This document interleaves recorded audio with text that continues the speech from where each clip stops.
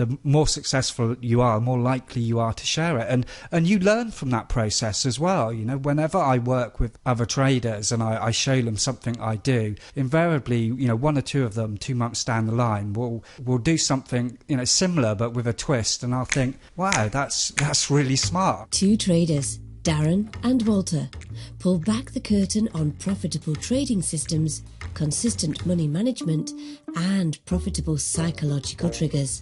Welcome to the Two Traders Podcast. Welcome back to the Two Traders Podcast. Hello, Darren. Good evening, Walter. So we have this idea, and I know it seems kind of weird, but it made sense to us at some stage. So we're gonna go forth and we're gonna see what happens, Darren. So this idea that I was bouncing around in my head was how, you know, looking at people, some people have these bodies that are essentially just meant to transport their beautiful mind, right? So it's just a body that's just basically meant to carry the brain around and this really smart person. We call these people professors. That's sort of the ultimate example of the body that just carries around the mind, the head, the brain. And then others have these really beautiful vehicles, these really beautiful bodies, and they might not necessarily have much on top. Now, I'm not calling I know this is stereotypical, but for example, you could have a personal trainer. A personal trainer has this beautiful vehicle, but there's just an empty bucket up there on top. Okay, and then so now my question is, extending this analogy on to you, the trader, what is it that your trading account does for you? So thinking about your trading account as your body or your vehicle, so what does that trading account do for you? And what sort of purpose does your trading account serve? So I'm thinking in terms of psychology. Obviously, that's sort of where my groove is. So some people, for example, would have a trading account, and their trading account is simply serving the purpose of being able to tell war stories.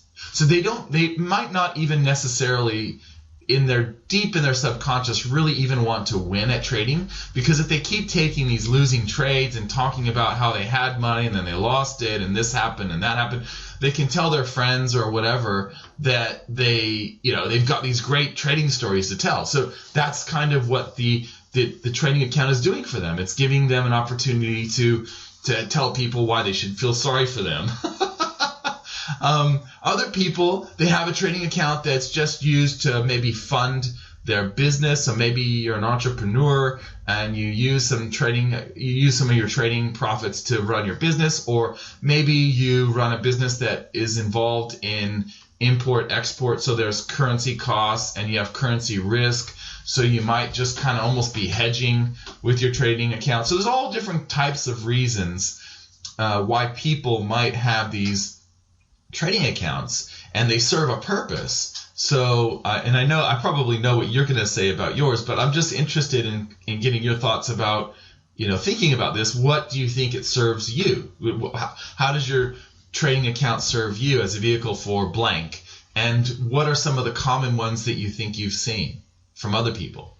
Asking me to be really honest about myself on a podcast now.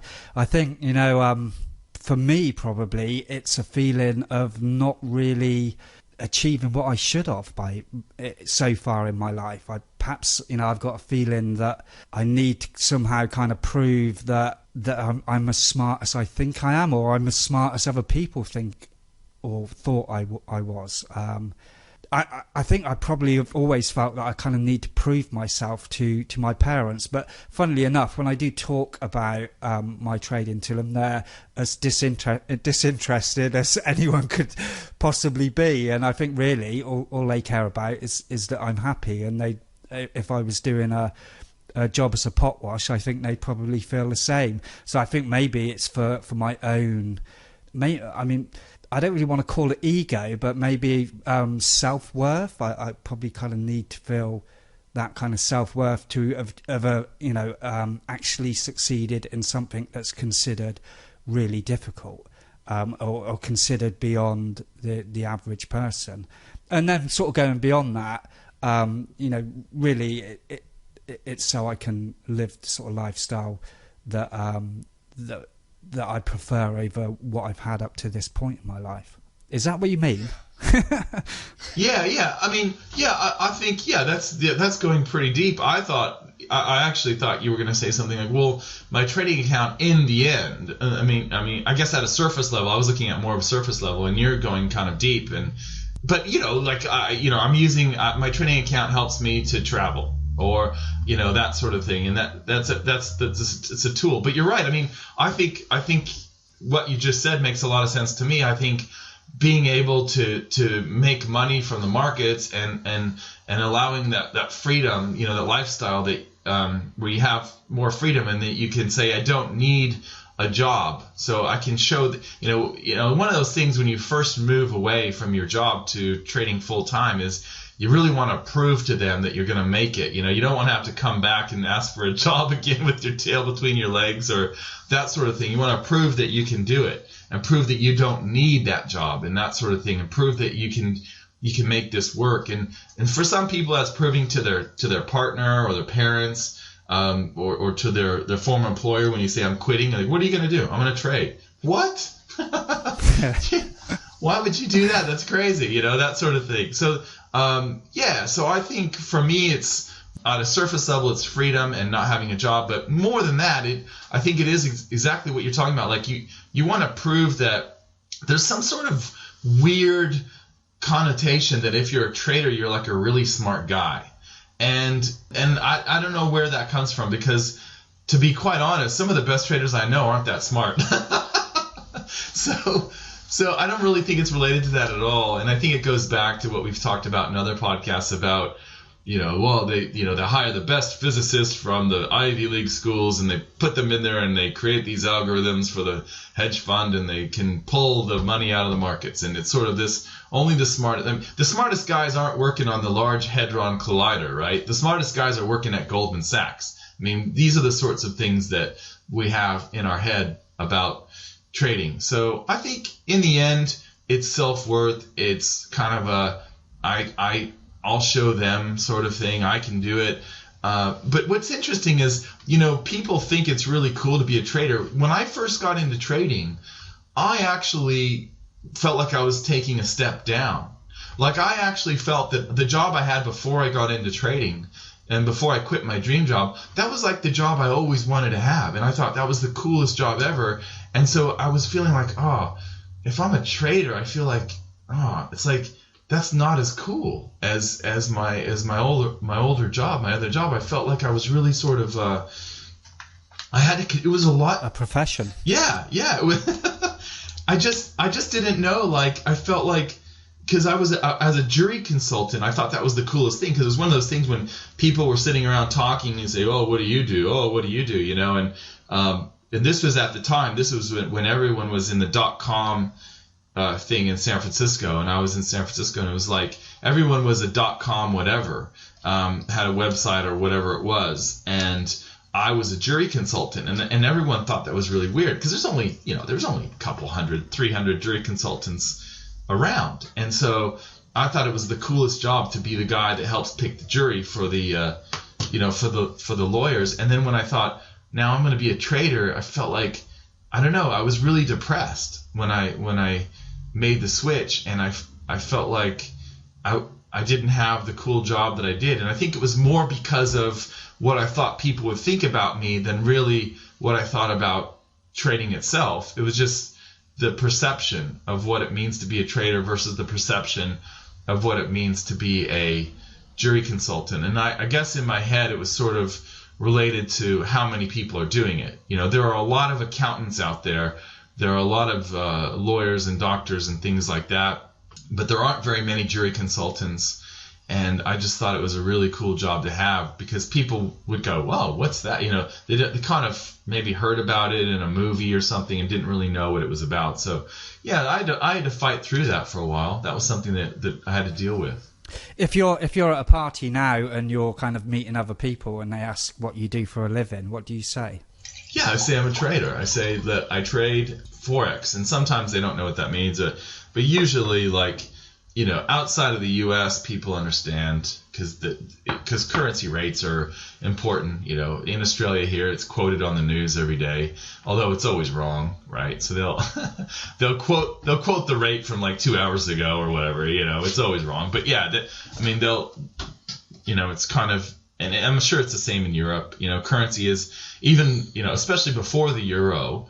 It was something that everyone was on top of everyone's mind, because they knew if you go to England, it's going to be more expensive, or if you go to Czech Republic, it's going to be cheaper, or whatever. It was all something that people have in on the top of their mind. But in the U.S., although it's changed, I suppose it's not. It was never, in 2000, it wasn't something that was very.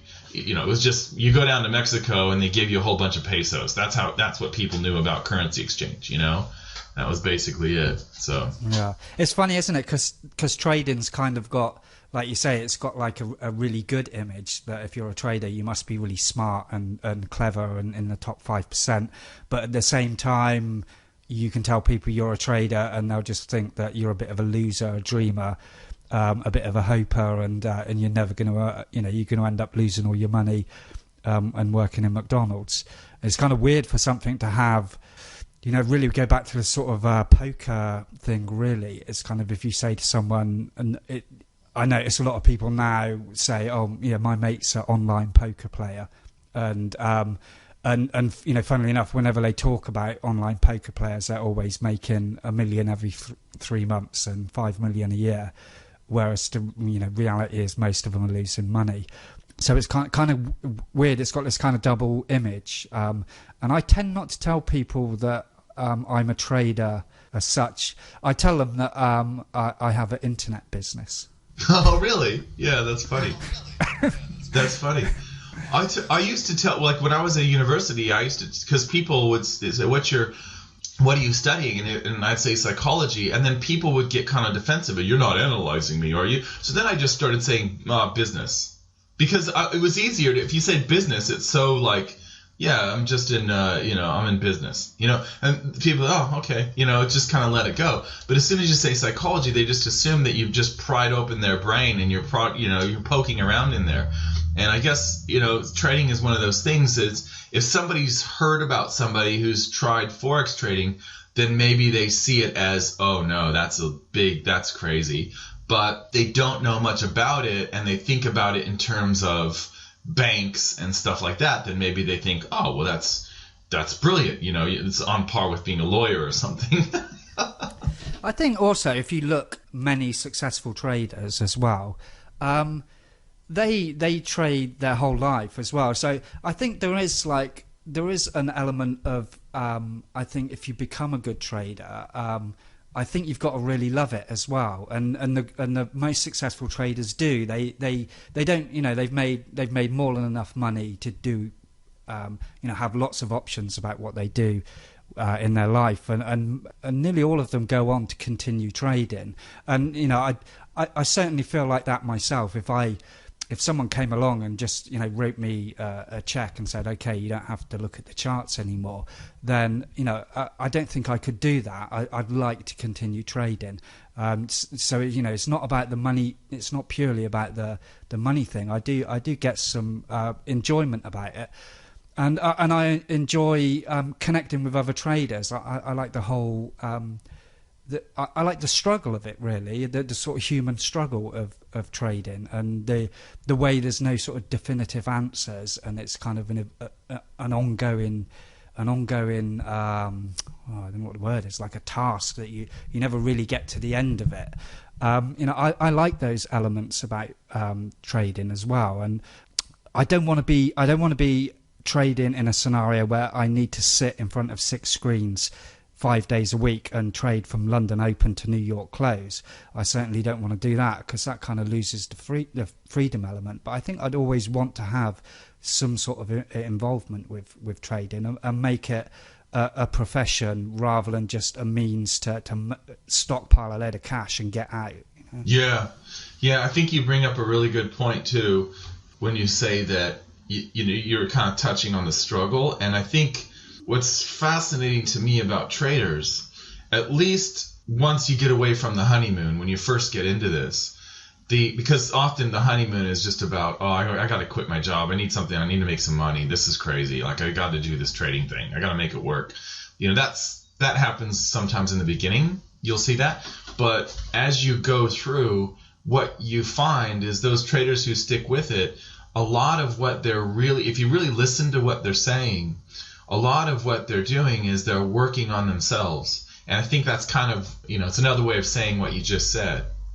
This idea of the struggle. I think that's what's really impressive to me about traders is we're all kind of saying, okay, look, this is what's going on here. I've got this issue and I need to work through it. And, there are a whole bunch of people that will wake up in the morning, hit snooze on the alarm, get on their clothes and dress their kids and feed their kids and send the kids off to school or whatever, go to catch public transport. They're running the tube to work. They get to work. They sit in their cubicle all day. They go to lunch, come back to their cubicle, and get back on public transport, go home, sit in front of the TV, kiss their kids goodnight, and that's it. And they're not, and you know what?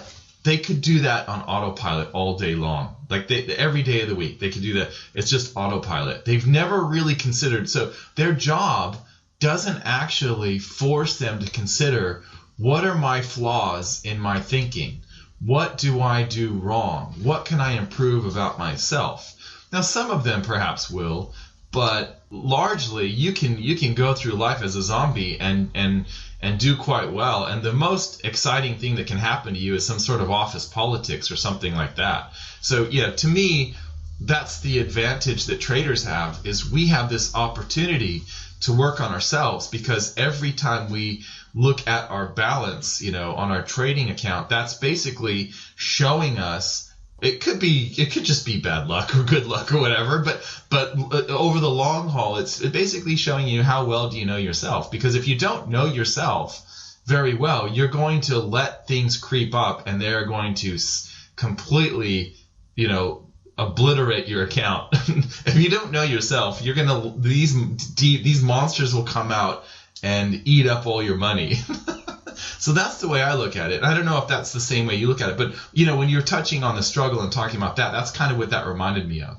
Yeah, I completely agree. And when I see it when people criticize traders for writing books and doing other similar sort of endeavors, and they say, oh well, if he was a great trader, then he'd be making loads of money, he wouldn't need to write a book, but it really kind of is missing the point of the sort of people that do make great traders. You're inquisitive, you're curious, you're always looking to kind of stretch yourself and kind of go into new fields that you haven't, you have this breadth of knowledge, I think, if you want to be a good trader. And if you're kind of very narrow, I'm just into Ferraris and money, or I'm just into big houses, and I want to quit my job and spend all day on the beach, then I don't think you're ever going to have the ability to become a great trader. I mean, you could almost, I know you've done a little bit on this yourself, you could almost do like a personality profile thing. And I wonder whether, do hedge funds kind of do that? Do they look for certain profiles of personality of that are going to make great traders? Yeah, I think some do, and I think in Europe they do handwriting analysis too. As funny as that sounds, that's part of the deal. But yeah, and the thing that you said about the book, that really fascinates me, Darren, because I never hear anyone say something like, well, if Richard Branson was such a great businessman, he wouldn't be writing books about business. You never hear that. It only seems to stick with traders. Or you say, oh, if so-and-so was such a great marketer, he wouldn't be writing books about marketing. Like, do you know what I mean? Like, it's funny that that's the thing that seems to stick with trading, and yet in other very, very similar fields like business, you don't really hear that. And I suppose you do a little bit, like at university, you'll hear things like, this professor is teaching business or economics or whatever, but they don't really have a business, or they haven't really done anything in the market, so they just kind of teach, they don't really know it, they just sort of teach it. But then, some of these universities, that's what they do now, is they pull in really famous people in whatever field, and they'll have them sort of maybe be a guest professor for a year or two or something like that, to sort of get boots on the ground experience for their students. But I've always found that fascinating, because to me it was so obvious that if you as a trader, it's very lonely, and most people listening to this probably know exactly what we're talking about. I know what it's like to go into work when everyone's coming home from work. So everyone's coming home on the train, and I'm getting on the train and going into the city, and everyone's leaving the city because I'm going to trade the London market. I know what that's like, and it sucks. You feel like you're just out of touch. You're almost like in a goldfish bowl. You can't connect with anyone. And I think that's one thing that's really cool about having communities of traders, is connecting with other traders and being able to talk about trading that maybe you can't talk about that with your wife or whatever, but you can with your community of traders. And the other thing is sharing. Like, I've always thought that if you really want to be good at something, if you know something, by sharing it with someone else, you will find out things about that you didn't consider before. So that kind of happens with this podcast, right? So we get these ideas and we talk about things, and then I'll see it at a slightly different angle, because of course you've got a different take on it, and I might not see it, I may not have thought about it as much from that angle, that I would have, but now because you're bringing that up, now I see it in that way. And that's the same thing with sharing ideas on the internet about trading or whatever. When you share your ideas, people will come up and say, well, what about this and what about that? It's a really great way to get a better grasp of what's going on by sharing. And the thing is, like, if you've got something good, why not share it? So are you really concerned that if you share your trading system that all of a sudden it's going to stop working? That's crazy, right? That's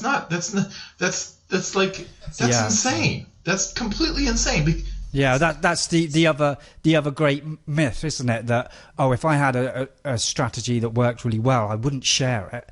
And the really successful traders are constantly on podcasts and interviews, sharing their tips and clues and examples about how they became successful. And actually the inverse is true. I think the more successful you are, the more likely you are to share it, and you learn from that process as well. Whenever I work with other traders and I show them something I do, invariably one or two of them 2 months down the line will do something similar but with a twist, and I'll think, wow, that's really smart. I didn't consider that, and actually get something back from it as well. Yeah, I mean, if you've ever taught a class, if you talk to your professor, talk to anyone who teaches, and you ask them this question: is teaching boring? And the answer is no, because your students will keep you on your toes. Your students will point out things that you hadn't considered before, like you say.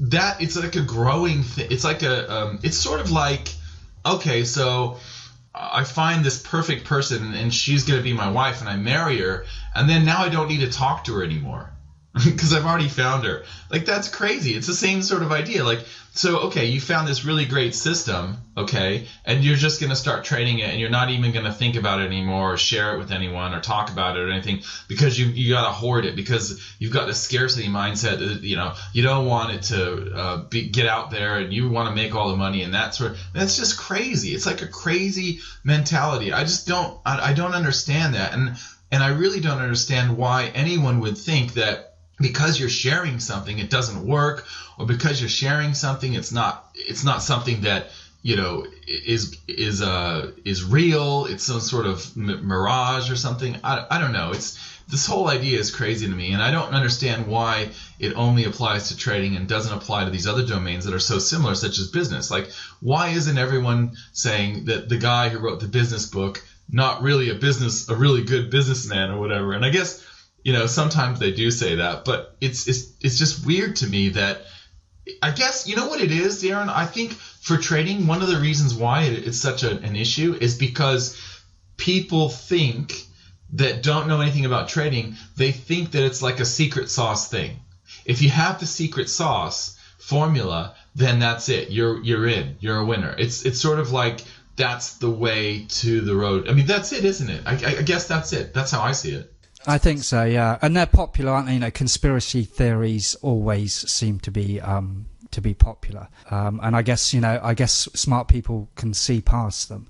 And there's a lot of people trading, so I guess there's going to be a lot of people who aren't aren't particularly smart. Yeah. So it's fascinating. Not offending anyone there. Yeah. Okay. Well, I don't really have anything else. Would you have anything else? It was a fascinating discussion, actually. I like the way that it went. Yeah, it's really good. As always, Walter, it's great to chat with you. Great. See you soon. Cheers.